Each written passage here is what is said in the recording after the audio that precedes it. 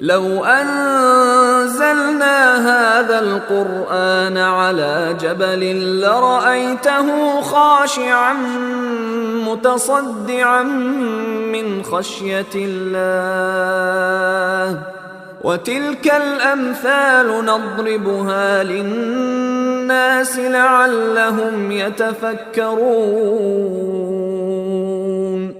هو الله الذي لا إله إلا هو عالم الغيب والشهادة هو الرحمن الرحيم.